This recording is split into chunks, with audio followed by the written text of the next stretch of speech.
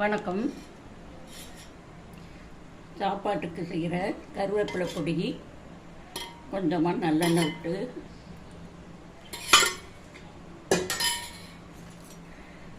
ரெண்டு ஸ்பூன் மிளகு,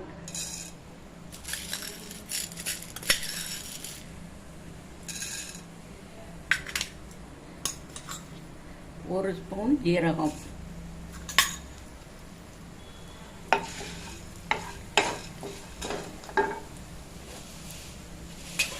ஒரு கைப்பிடி கருவேப்பிலை,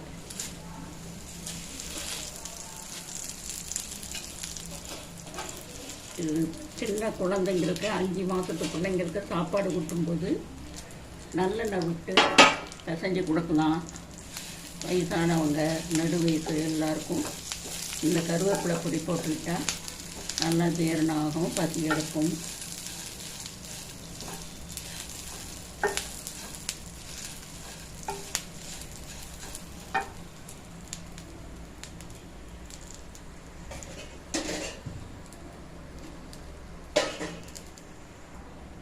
உப்பு இவ்வளவு உப்புப்பா.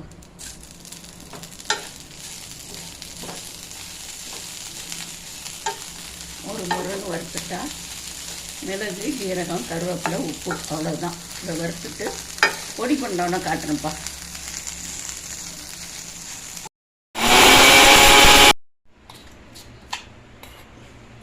கருவேப்பிலை பொடி பண்ணியாச்சுப்பா.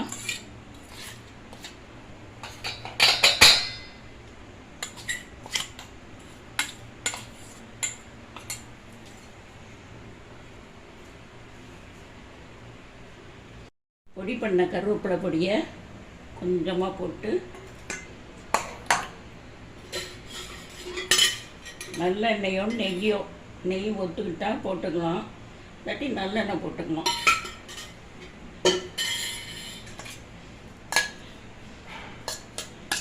இப்படி செஞ்சு சாப்பிட்டு பாருங்கள்.